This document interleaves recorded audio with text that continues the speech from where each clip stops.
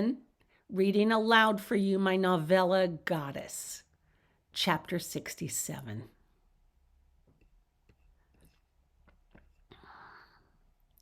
The stone crept up the globe.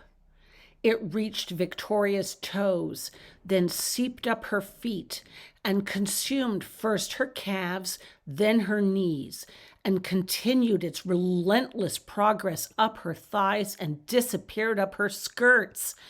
As the stone seeped up her body, she reached under her skirts and produced her torch and straightened up, tall and glorious, thrusting the torch aloft with her left hand and clutching the sword in her right.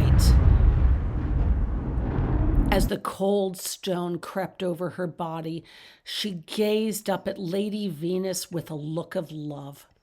The stone moved with terrifying speed. It engulfed her skirts, her hips, her torso, and charged upwards. I had a lovely time with you this evening, Lady Venus. Her gimlet eye fell on Maddie. And with you as well, little human girl, you proved your worth. Thank you, Lady Victory, Maddie said. It was a lovely time, wasn't it? Lady Venus asked. Victoria's wings folded into themselves like a skein of silk rolling up into a tube. When her wings finished folding, they slipped into the back of her tunic, and with a startled squawk, the raptor reemerged from its nest on her head and cawed at the morning sky, flapped his wings once, and froze into stone. It was terrible to see. The final moment when the stone finally reclaimed her. As it crept up her breasts, her eyes betrayed her sudden fear, for she could no longer breathe as her lungs had turned to stone, and she gazed wildly as if seeking help. And then the stone consumed her neck, and a look of anguish filled her eyes. She gazed at Maddie, and when at last the stone reclaimed her face, she adjusted her head into position and gazed out at her city through eyes of gray oolitic stone. It felt like a death.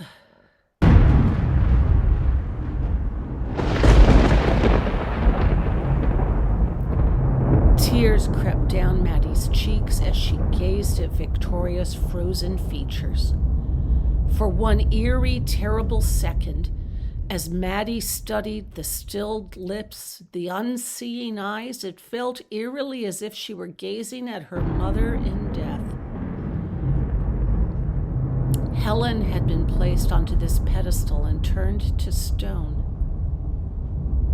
All that remained of the imperious, condescending Valkyrie, whom Maddie had come to love, stood a stone-cold goddess. And then she heard a voice in her head, one she'd not heard before. Until the next transit of Venus across the sun. Mommy? Maddie called out. Lady Venus's lips trembled. Until then, Victoria. An unhappy thought flitted into Maddie's head. When the next transit of Venus takes place, it'll be 2117, and I'll be long dead. Lady Venus stiffened but did not respond to Maddie's thoughts. Valor!